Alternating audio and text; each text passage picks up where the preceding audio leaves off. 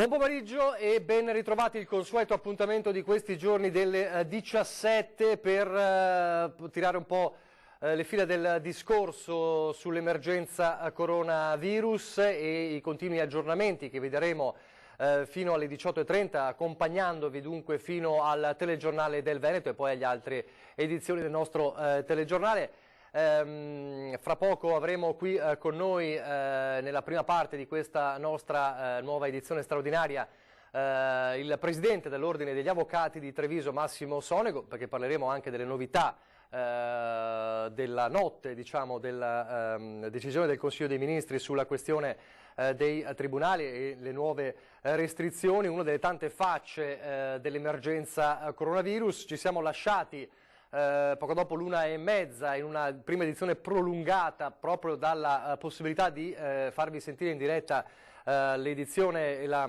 conferenza stampa del governatore Luca Zaia all'unità di crisi di Marghera, dove la nostra Anna Maria Parisi e Paolo Barbato hanno registrato appunto questa importante conferenza stampa con numerose novità che risentiremo fra poco. Allora torniamo a fare il punto della situazione, partendo come sempre dalle cifre. Il bollettino resta quello di stamattina, lo ricordiamo per chi si fosse messo in collegamento soltanto ora con la nostra emittente, cioè i 543 contagiati, quindi più 32 contagiati rispetto al bollettino di ieri sera, con un aumento considerevole nel cluster di Padova, più 14, il cluster più importante del Veneto con 132 casi positivi. Ricordiamo che dal cluster di Padova è escluso il cluster, cioè il focolaio, l'aggregazione di casi, che riguarda invece il caso di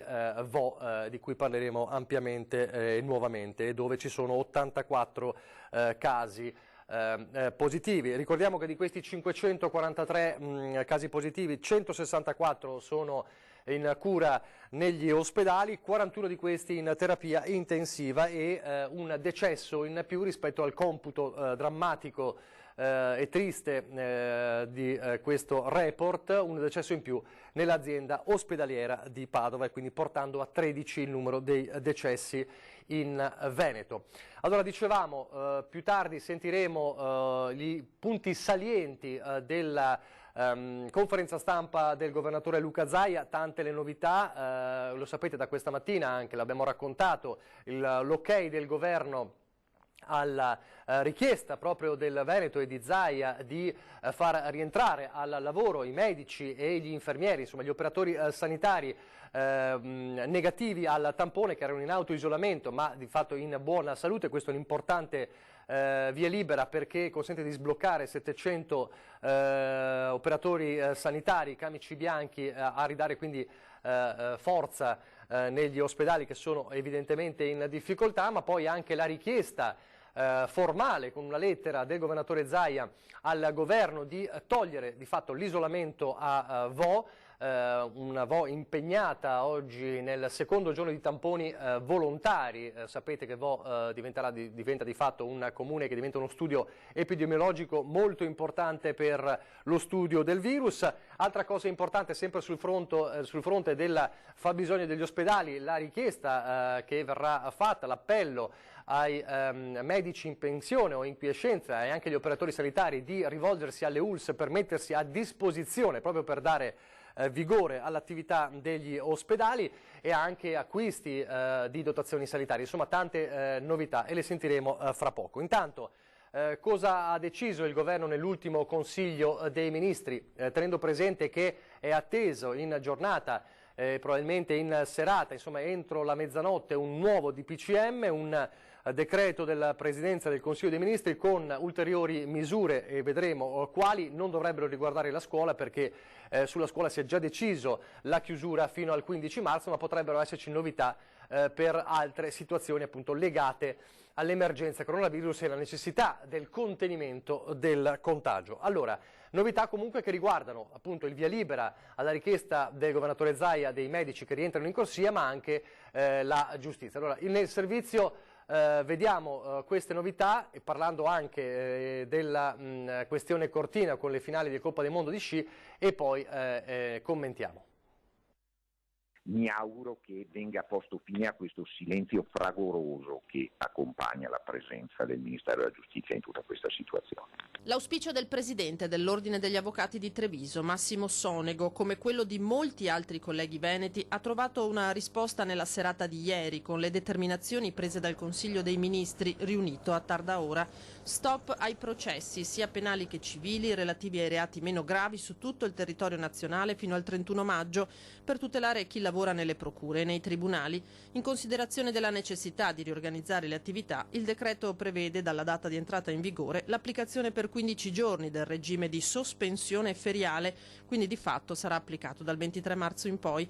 Un altro provvedimento che va nella direzione di contenere la diffusione del coronavirus e che era stato a più riprese invocato dagli addetti ai lavori. Giustizia e sanità sul tavolo del governo, che ha autorizzato l'assunzione di 20.000 tra medici, infermieri e operatori, compresi specializzandi e pensionati, per sostenere l'attività ormai al limite dei reparti in prima linea, soprattutto nelle regioni in cui il virus è già massicciamente presente, ma anche per essere pronti al suo diffondersi nelle zone non ancora colpite. Poteri più ampi alla protezione civile, autorizzata a requisire materiali sanitari e strutture per far fronte a carenze di prodotti o posti letto, oltre che di spazi dove far trascorrere la quarantena, che si aggiunge alla possibilità di requisire gli alberghi. Per potenziare i reparti di terapia intensiva sono inoltre in arrivo 5.000 impianti di ventilazione assistita. La Regione Veneto ha inoltre disposto la temporanea chiusura fino al 15 marzo delle strutture di natura semi-residenziale, sociosanitarie e sociali, comprese quelle per anziani, persone con disabilità, minori, persone con dipendenza e con problemi di salute mentale. Sono inclusi anche i centri di sollievo per i cittadini con demenza e Parkinson. Il tutto sopperito però in caso di necessità da un sostegno domiciliare. E poi il contraccolpo per i grandi eventi, quelli non rinviabili definitivamente annullati, come le finali di Coppa del Mondo di sci a Cortina d'Ampezzo, che il governatore Luca Zaia ha commentato così questa mattina. La tappa della Coppa del Mondo si doveva tenere il 18 marzo e purtroppo è saltata perché le diverse federazioni sciistiche mondiali temono che i loro atleti che vengono qui non possano poi più rientrare.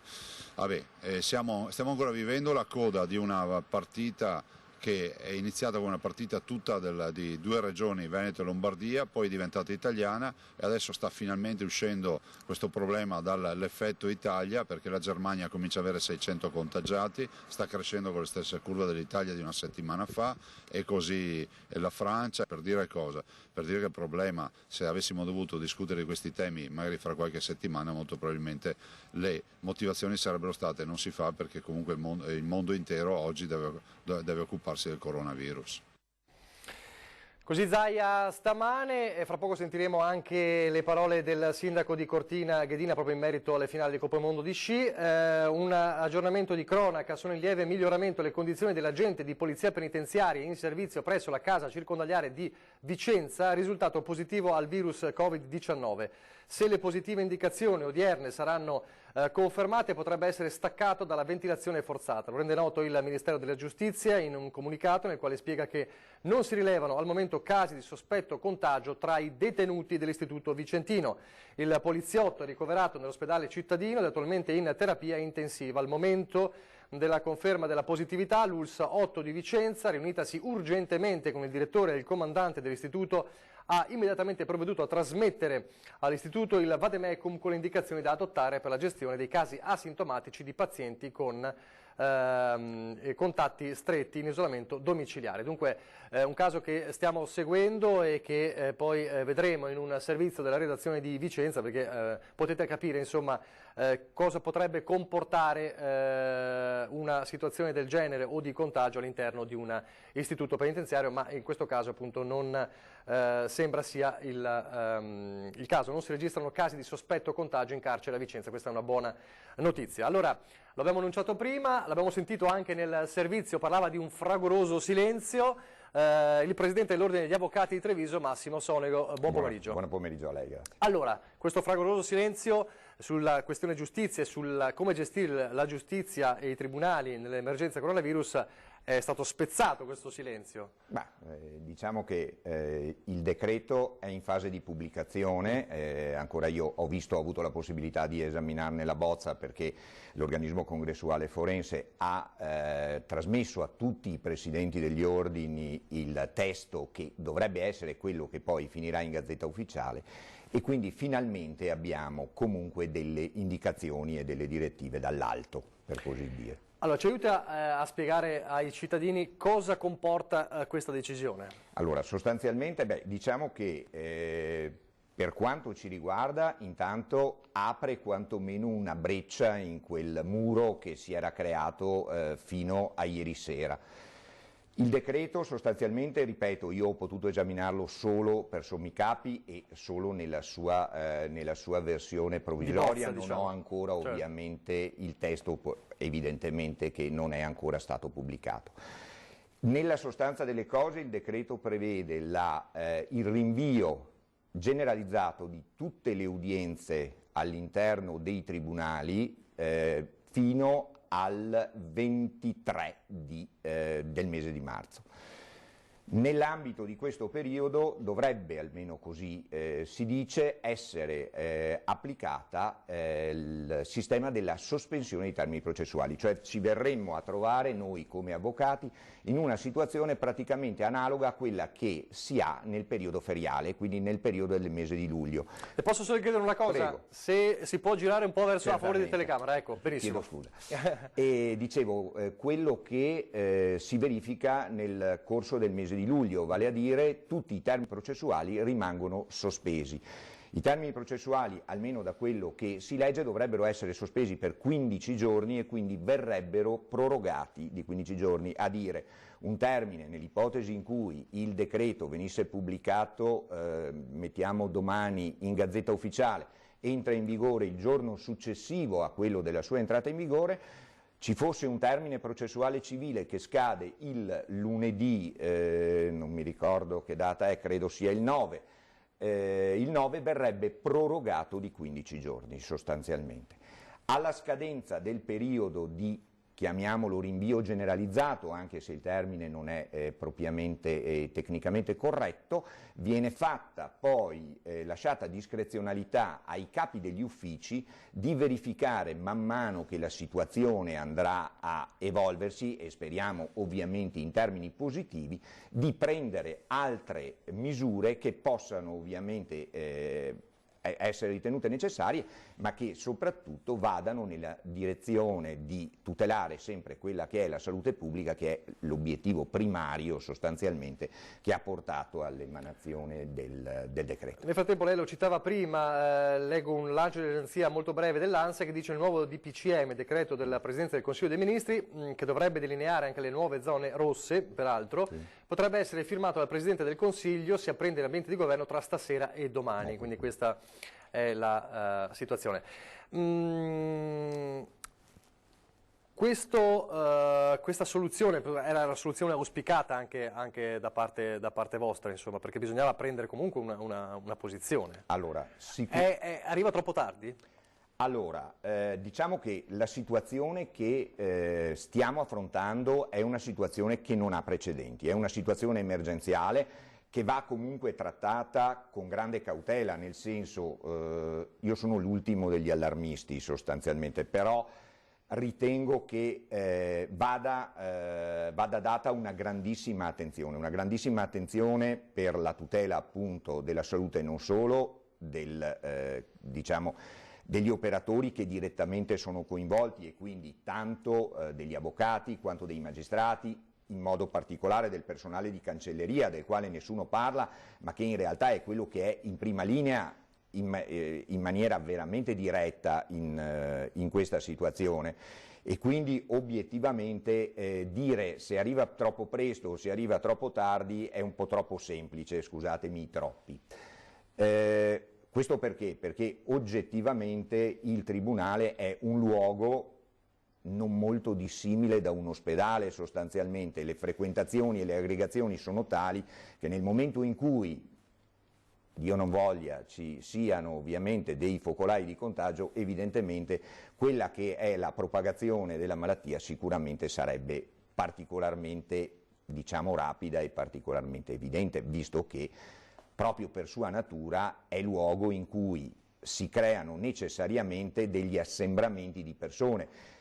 Cito puramente e semplicemente il solo fatto di dover essere in attesa delle udienze al di fuori della stanza dei magistrati o delle aule d'udienza, ancorché nel tribunale ci siano degli spazi sufficientemente grandi, comunque non è così tranquillizzante per chi deve frequentare i locali e per chi vi deve lavorare soprattutto, posto che è a contatto continuo ovviamente con l'utenza. Ripercussioni che può avere questa dilatazione? Ma le ripercussioni sono sicuramente importanti, nel senso che oggettivamente l'attività, quantomeno fino al 23 di marzo, è per così dire bloccata, salvo quelle che sono le ovvie e necessarie urgenze che devono essere garantite, e ciò tanto sotto il profilo civile quanto sotto il profilo penale. Però è evidente che il blocco di una quindicina di giorni dell'attività non può non ripercuotersi ovviamente su quella che è tutta la macchina della giustizia. Sentiamo anche raggiunto al telefono il capo della Procura, il procuratore capo di Treviso Michele Dalla Costa, cosa dice in merito proprio a questo.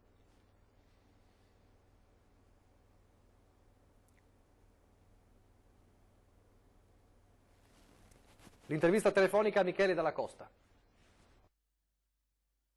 Procuratore, alla fine è intervenuto il governo, insomma, per mettere un po' di chiarezza a livello nazionale sulle restrizioni anche nei tribunali e nelle procure, anche perché c'era stata, insomma, manifestazione di preoccupazione un po' da vari comparti, no? Sia tra i magistrati che tra gli avvocati. Come le commenta? Beh, finalmente c'è stata un'indicazione, diciamo, dal centro. Perché in questa situazione, che è sicuramente condita da un affastellamento di notizie più o meno verificate, più o meno verificabili, avere delle indicazioni precise e uniformi sul territorio nazionale o comunque sul territori che sono gravati da questa emergenza era quello che tutti ci aspettavamo. Perché si fa presto a dire deleghiamo i capi degli uffici a provvedere, ma provvedere in che senso nel momento in cui non è consentito, e mi sembra in maniera sacrosanta, la chiusura totale dell'attività giudiziaria. Quindi ben vengano provvedimenti organizzativi unitari da applicare nelle zone con le stesse caratteristiche, se non a livello nazionale. Quindi io sono favorevole a questo tipo di impostazione. Cosa comporterà secondo lei questo? Comporterà dei ritardi, degli accavallamenti? Cosa può succedere? Guardi, sicuramente si verificherà qualche ritardo, ma non credo che limitare l'attività giudiziaria per un congruo periodo di tempo, con la sospensione degli eventuali termini a garanzia dello Stato, a garanzia delle persone offese, a garanzia dell'imputato, perché sono tante le parti che entrano in gioco in un processo, sicuramente non comporterà dei grossi scompensi. Certo, l'attività sarà rallentata all'inizio, dopo però troverà una sua dimensione, si potranno privilegiare altre attività che in genere sono di secondo piano, quelle di secondo piano adesso diventeranno di primo, e secondo me non credo ci saranno delle grandi conseguenze se tutti si comporteranno di conseguenza, scusi il gioco di parole. Senta, procuratore, cosa si intende per reati meno gravi? Quali sono le udienze che vi aspettate vengano rinviate? Per così lo spieghiamo un po'. Beh, guardi, questo secondo me è una cosa che dovrà essere valutata caso per caso, perché al di là di quelle che sono, diciamo, i titoli di reato, sicuramente un omicidio, un'associazione per delinquere di tipo mafioso sono reati più gravi di un furto all'interno di un supermercato, questo siamo d'accordo, ma noi dobbiamo misurare la gravità anche sul come il reato viene percepito dalla persona offesa. Io sono sempre stato molto contrario a fare delle graduatorie, perché dietro un reato c'è sempre una vittima, c'è sempre un qualcuno che paga la commissione del reato.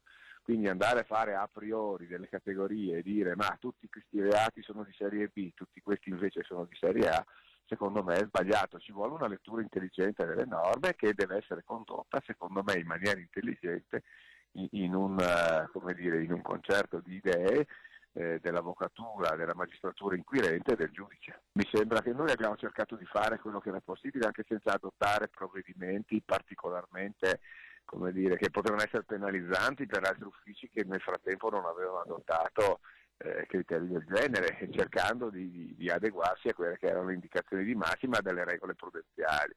Ecco, dispiace che in situazioni di queste, anche e per quello che si è verificato in passato di fronte ad altre epidemie, sicuramente magari non con questa ampia diffusione, con questa confusione iniziale, non si abbia come dire, un tavolo che possa essere immediatamente operativo, perché se noi consideriamo tutti i provvedimenti che sono stati emessi vediamo che sembra una sorta di grida manzoniane emesse dalle varie autorità. Torno a ripetere, l'indicazione a livello centrale è un'indicazione che io percepisco come molto utile.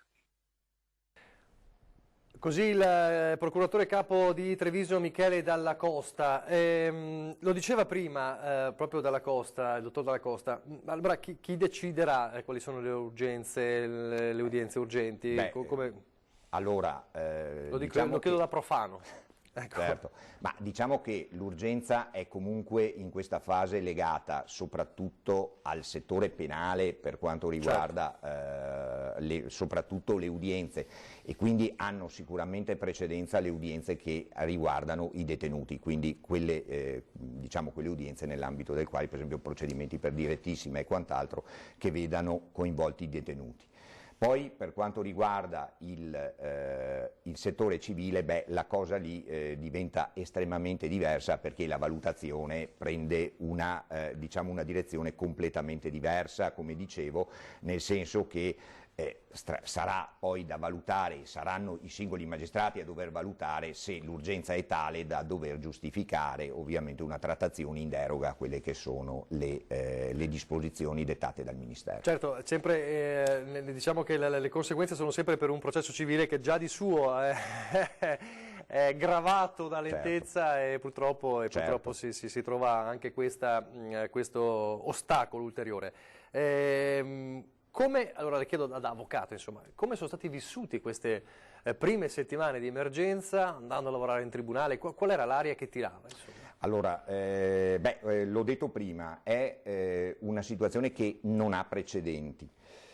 Lì chiaramente ciò che ha pesato è un po' anche stato il fatto di non avere contezza precisa di che cosa il fenomeno stava determinando e sta tuttora determinando, perché non vi è una consapevolezza specifica di che cosa abbiamo di fronte.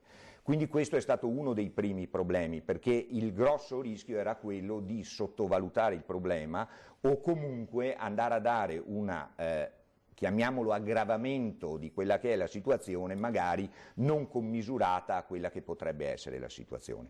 Parlo ovviamente da profano, perché evidentemente questo tipo di valutazioni spettano ovviamente ai medici e non spettano ovviamente al sottoscritto.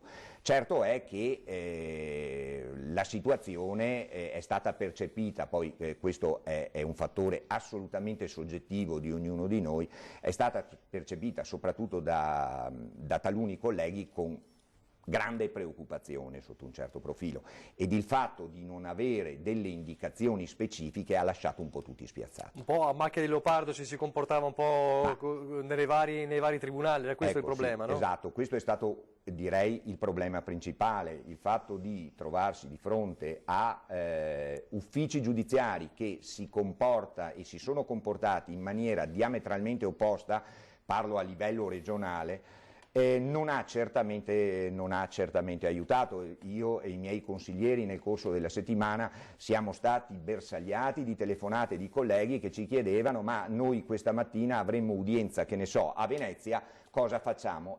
Cosa facciamo non posso certo saperlo io, laddove all'interno dei singoli uffici si sono verificate situazioni in cui in talune circostanze si è lasciata ampia discrezionalità ai magistrati, per cui abbiamo avuto magistrati che hanno rinviato tout court le udienze, altri che hanno ottenuto le udienze, e quindi una situazione che ha creato sicuramente un'immagine non certamente univoca e confortante, anche se vista dall'esterno, in quanto non dava quella tranquillità e quella sicurezza che avrebbe dovuto essere data in un momento emergenziale come questo. Una domanda, la curiosità, il rapporto quotidiano in questi giorni anche con i clienti? Allora, diciamo che probabilmente... Per quello che mi può dire, insomma. No, sicuramente, quello che posso dire... Allora, qui si aprirebbe, credo, una carta geografica, diciamo, certo, nel senso che ognuno di noi ha una tipologia di clientela diversa, certo, e quindi ovviamente il cliente reagisce in modo diverso in relazione a quelle che sono diciamo, le esigenze. È chiaro che chi svolge principalmente attività penale ovviamente ritengo abbia risentito in modo particolare, visto che la frequentazione è sicuramente molto diversa rispetto a chi ad esempio ha a che fare, che ne so, con cliente come un istituto bancario, certo, piuttosto che una società e quant'altro. Ma lei ha conoscenza, se ce lo può dire, insomma, di qualcuno qualche cliente che non è andato all'appuntamento o situazioni Diciamo, di questo tipo? Allora, non ho evidenze di questo genere, nel senso che colleghi non mi hanno riferito situazioni di questo genere. Posso dire però che nel corso della settimana si sono verificate in modo particolare in tribunale a Treviso situazioni tipo quelle di testimoni che non si sono presentati per esempio ai processi. E questo è un sintomo non da sottovalutare. Pur andando incontro alle conseguenze del caso. E no uno o due testimoni, ma molti processi sono stati rinviati proprio per l'assenza dei testimoni. Quindi chiaramente insomma aggravato sulla quotidianità proprio della vostra attività. Domanda che sto facendo un po' a tutti coloro che vengono qui, ovviamente non siamo indovini, ma che scenario vede lei preoccupato e dovesse continuare ancora questa situazione, la giustizia, la gestione della giustizia nei tribunali, cioè, esiste un piano di emergenza nei tribunali? Questa è la domanda da 1 milione di euro, obiettivamente. Allora, io per natura sono tendenzialmente ottimista e quindi mi auguro che quelle che sono le misure adottate dal Ministero della Sanità e quelle indicazioni che ha dato l'Istituto Superiore della Sanità consentano e quantomeno ci aiutino a cercare di superare l'emergenza. Concordo con quello che ha detto il dottor Dalla Costa, non credo che la interruzione dell'attività di udienza e comunque la sospensione, proprio perché accompagnata dalla sospensione dei termini per un periodo limitato, possa creare dei problemi alla gestione della macchina. Certo, la macchina giustizia non è una macchina che viaggia a 200 all'ora sostanzialmente, e quindi ogni intoppo crea sicuramente dei problemi, però credo che una gestione oculata e soprattutto una gestione adeguata al momento ci consenta di superare la situazione emergenziale con una certa tranquillità. Ovviamente io mi auguro che ciò non sia, che la cosa si protragga ancora per lungo tempo. Certo, bisognerebbe ragionare su fattori completamente diversi che speriamo di non dover affrontare. Ecco. Sto pensando, udienze via telematica, non ci sono ancora gli strumenti nei tribunali per video udienze. Allora, credo che stiamo parlando di qualcosa di assolutamente futuribile. Probabilmente nell'ambito del settore penale ciò è già fattibile, perché già si sta facendo, sì, anche se non è così frequente, anche perché il problema è sempre quello anche dei costi che tutte queste operazioni hanno. E per quanto riguarda il settore civile credo sia estremamente difficile. Però potrebbe essere, stiamo ragionando anche a volte in termini ottimistici in questa emergenza su vari fronti, potrebbe essere anche uno spunto per accelerare su questo fronte, di rendere più moderno anche la gestione del tribunale? Allora, questo sicuramente sì. Bisogna vedere sempre come si fanno le cose, perché già adesso, diciamo, nell'affrontare l'emergenza, se facciamo un passo indietro al provvedimento che è stato preso dal presidente Fabbro qui a Treviso, quello dell'altro ieri, a questo provvedimento avrebbe dato una grossissima mano l'utilizzo del processo civile telematico. processo civile telematico avrebbe consentito sicuramente, per esempio, di evitare l'afflusso degli avvocati e delle parti all'udienza, quantomeno per dichiarare eventualmente l'astensione che era stata proclamata dall'organismo congressuale forense, e quindi evitando tutta una serie di incombenti che avrebbero comportato necessariamente la frequentazione alle aule giudiziarie.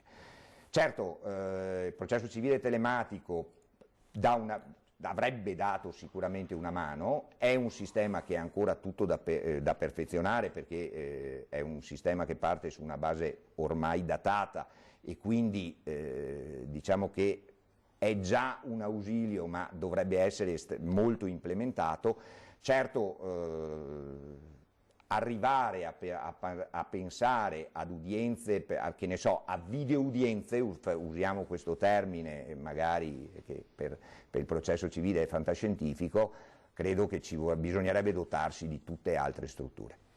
Vedremo, allora vedremo. Io intanto ringrazio Massimo Sonego, Presidente dell'Ordine degli Avvocati di Treviso, che ci ha fatto un po' il quadro della situazione. Lanciamo la pubblicità, grazie di essere stato con noi. Fra pochissimo sentiremo le parole del Governatore Zaia questa mattina alla Task Force di Marghera.